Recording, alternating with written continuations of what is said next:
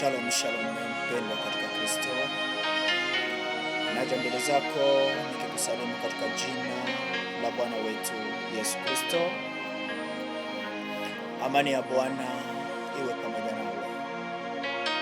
Naja kunena nawe mpendwa katika Kristo, ambaye unapitia vita vikali kwenye ndoa yako, unapitia magonjwa, unapitia majaribu.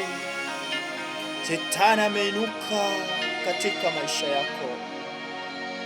Unafikiri kukata tamaa, unafikiri kuacha wokovu, unafika hata mahali ya kufikiri kwamba Bwana amekusahau na Yehova amekuacha. Mungu hajakusahau, Mungu hajakuacha ndugu mpendwa.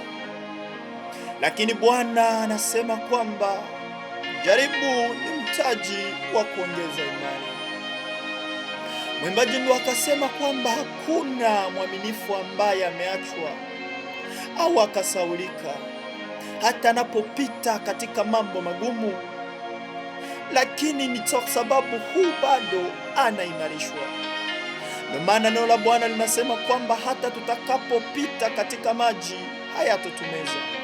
Maji hayo hayatotumeza kwa sababu tuko na Kristo. Bila Kristo maji hayo yatatumeza. Ndio maana neno likasema kwamba tutapopita katika moto hatutaungua kwa sababu tuko na Kristo. Bila Kristo tutaungua. Vita hivyo vimekuwa vikali. Ugonjwa huo umekuwa ni wa ajabu. Unafika sehemu ambapo hata mume wako amini, hata watoto wako hawakuamini. Ndugu, marafiki wamekutenga.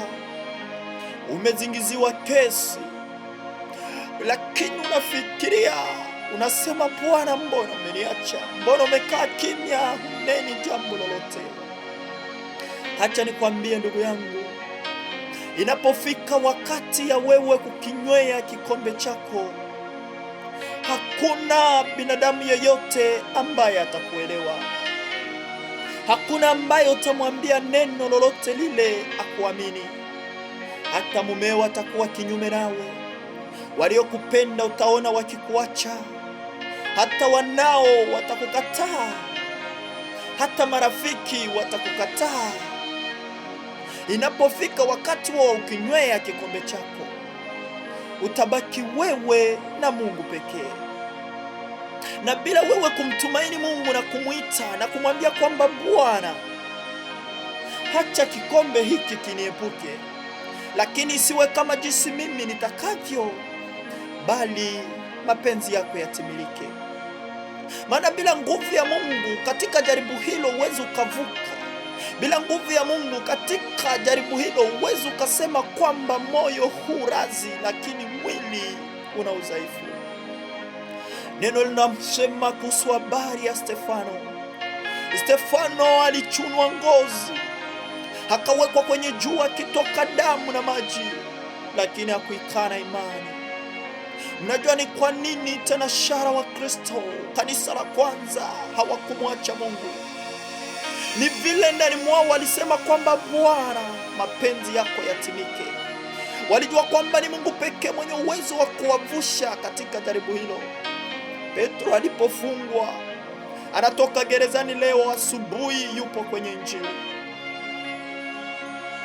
Tunamwona Ana, wakati ambapo Penina anamcheka kwa sababu ya uzao, alikwenda akamlilia Mungu. Biblia inasema kwamba alijua kwamba Mungu aliye uwezo wa kufunga tumbo lake ndiye mwenye uwezo wa kufungua tumbo hilo. Acha neno letu twende kulitizama katika kitabu cha Mathayo aya ya 26, tukianzia mstari wake wa 36 hadi 45.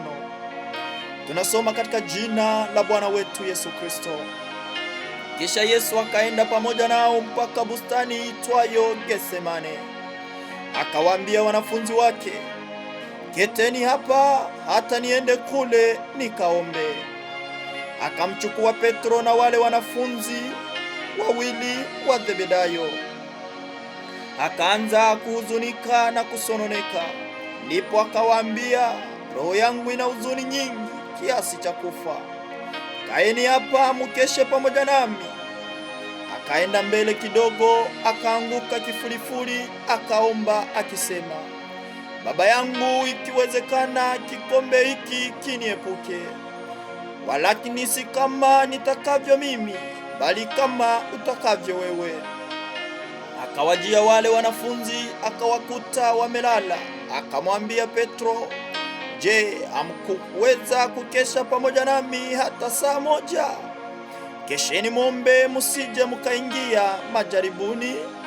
Roho irazi, lakini mwili ni dhaifu. Akaenda tena mara ya pili, akaomba akisema, Baba yangu, ikiwezekana, ikiwa haiwezekani, kikombe hiki kiniepuke. Nisipokunywa, mapenzi yako yatimizwe. Akaja tena akawakuta wamelala, maana macho yao yamekuwa mazito. Akawaamsha tena, akaenda akaomba mara ya tatu, akisema maneno yale yale. Kisha akawajalia wanafunzi wake, akawaambia, laleni sasa mpumzike. Tazama, saa inakaribia, na mwana wa Adamu anatiwa katika mikono ya mwenye dhambi. Amina. Biblia hapa inasema kwamba Yesu alipofika katika mlima ule wa Getsemane, moyo ulikuwa razi, lakini mwili ulikuwa dhaifu kwa teso ambalo alikuwa anakwenda kuliendea.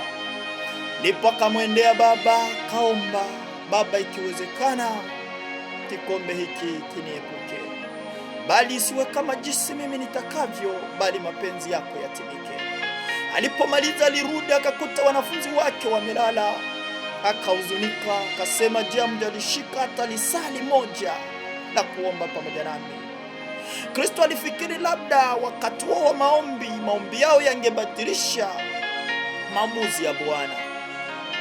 Kuna wakati tunafika sehemu na kufikiri kwa sababu tunaokoka hatuwezi tukaiandaa harusi na harusi iwe siwe. Kwa sababu tunaokoka hatuwezi tukamaliza miaka 25 au 30 na hatujapata mchumba, na kila tukiandaa ndoa inakufa. Yanawezekana. Fahamu mtumishi wa Mungu Yohana alipokuwa amefungwa akakatwa kichwa, si kwamba Mungu alikuwa na uwezo wa kumtetea Yohana, lakini Bwana alihitaji mapenzi yake. Watu wale wakifikiri kwamba kwa kumuua Yohana wanakwenda kuisimamisha Injili, lakini ndipo ambapo wengi wakasimama na kumshuhudia Mungu. Wakati ambapo wanafunzi wa Yesu wanapigwa ili mradi wasitamke Injili, lakini kwa kupitia fimbo hizo ndipo ambapo wengi nao wanaipokea Injili. Ndugu mpendwa, inapofika wakati wako wa kunywea kikombe hicho, hata yule mliyekuwa mkiomba pamoja, hata yule rafiki wa karibu, macho yake yanakuwa mazito. Unakwenda unamwambia, unahisi kama vile umetupwa, umetengwa, lakini ni vile kikombe hicho ya kupashwa ukinyweye peke yako. Lakini kumbuka ndugu yangu, katika maisha ya wokovu tunahitaji kupiga hatua. Piga hatua toka mahali ulipo ambapo kuna udhaifu kwa kupitia shida unayopitia. Piga hatua, pigia sehemu ambapo unasema, Bwana, wewe ndiye unawapa nguvu wanyonge. Wewe ndiye ambaye unamtoa aliyekuwa dhaifu ukamfanya kuwa mwenye nguvu. Wewe ndiye uliyegawanya bahari ya Shamu, wana wa Israeli wakaipata njia. Wewe ndiye ulitenda muujiza katika jangwa, katika mwamba kukatoka maji. Ni kweli umehuzunika. Huzuni yako imekuwa nyingi. Umehuzunika kama Yobu aliyefika hata sehemu akailani siku ya kuzalika. Ndipo Mungu akamjia akamwambia, je, Yobu, unaweza ukaniambia dunia imeshikiliwa na nini? Nampenda sana mtumishi wa Mungu Yobu. Ndiye alisema, hata kama mwili wangu ukiharibika, ni heri nikaingia na mwili huo ulioharibika katika ufalme wa mbingu, kuliko kutenda yasiyofaa, kuliko kubadili mwili wangu, kuliko kuchubua mwili wangu, kuliko kufanya surgery kwenye mwili wangu kwa kutafuta urembo, Wakati neno linasema atakapokuja Kristo, atakapofanana, ndivyo ambavyo nasi tutafanana. Mwili ambao umewekea mapambo, mwili ambao hutaki kuzeeka, unahitaji uonekane ukiwa binti. Mwili wakati Kristo anakuja utaondoka. Hata tuombe, tumwambie Bwana. Bwana, ninakusante Mungu mwenye nguvu. Wewe ni mwema na kuonesha taifa lako hili, na kuonesha baba huyu, mama huyu, na kuonesha vijana hao wa kike kama vile wa kiume, ambaye anapitia teso la jaribu, amekata tamaa, amepoteza tumaini. Kikombe hiki kimekuwa kizito kwake, moyo urazi, lakini mwili ni dhaifu. Amefika hata kwenye sehemu ya kufikiri kuacha wokovu. Amefika hata kwenye sehemu ya kufikiri kukuacha. Kuna binti huyu, kuna kijana huyu ambaye Bwana yupo kwenye mahusiano. Kijana amemwambia kwamba inabidi watende uzinifu kabla ya kuwa kwenye ndoa, na harusi yao imebakiza siku chache, miezi michache kusema ifanyike. Binti huyu anajiuliza nitafanyaje? Kijana huyu anajiuliza nitafanyaje? Je, usisimame au nifanyaje? Bwana, ni wewe mwenye nguvu, ni wewe mwenye rehema, ni wewe unayetuonesha ishara na kutuonesha milango ya kupitia. Shuka ukanene na binti huyu, shuka ukanene na kijana huyu, shuka ukanene na mama huyu ambaye Bwana yuko kwenye ndoa, amepoteza tumaini, amekata tamaa, maumivu yamekuwa ni makali, mume amebadilika, anatamani kudivorce ndoa hii, anatamani kutoka, lakini Bwana hana tumaini. Kuna na baba huyu ambaye amnako kwenye maumivu, wengine wanatamani hata kujinyonga, watoto wamekuwa ni kero, mioyo yao imekuwa ni migonjwa, wana presha, wana kisukari kilichosababishwa na uzao uliowapa. Kuna huyu mwingine anasema, je, Bwana ndiye mume ambaye nimekuomba? Mbona ni tofauti na matarajio? Mwingine anasema, Baba, je, ni ule uzao uliosema kwamba uzao wangu hautaombaomba mikate barabarani? Mbona watoto hawa ni kinyume? Bwana, ni wewe mfariji. Ni wewe Bwana uliyefika kwa Sauli ukamubadili. Ni wewe uliyefika kwetu sisi wenye dhambi ukatubadili.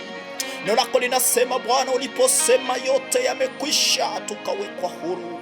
Hatuhitaji tena sadaka ya kuteketezwa ya ng'ombe ya minyama, bali Bwana, sadaka yetu ni maombi, ni ule moyo mkunjufu tunauleta mbele zako. Bwana, uliposema ghafla kulikuja giza, pazia likapasuka, tukapata ukaribu wa kukukaribia wewe. Biblia inasema makaburi yalifunguliwa, wafu watakatifu wakafufuka, wakatoka katika makaburi. Ndipo kashuka kuzimu, kamnyang'anya shetani funguo. Tunanyang'anya sasa kile kilichokuwa kimepepwa kwa maisha ya dada huyu, ya kijana huyu, ya baba huyu, ya mama huyu. Ukarejeshe sasa original ya mumewe, original ya mkewe, original ya wanawe, ukawatengeneze na kuwafanya upya.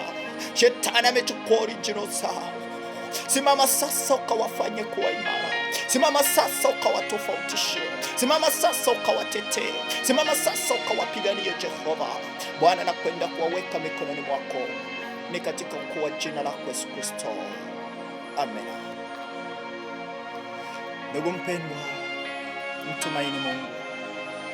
Katika jaribu hilo ni Mungu pekee ambaye anaweza kukuvusha kwenye teso hilo. Si binadamu, si mchungaji yoyote, bali ni wewe na Mungu wako. Piga hatua, mwambie Bwana, umeniamini kwamba hili naliweza, ndio maana umekubali jaribu hili lije mbele yangu.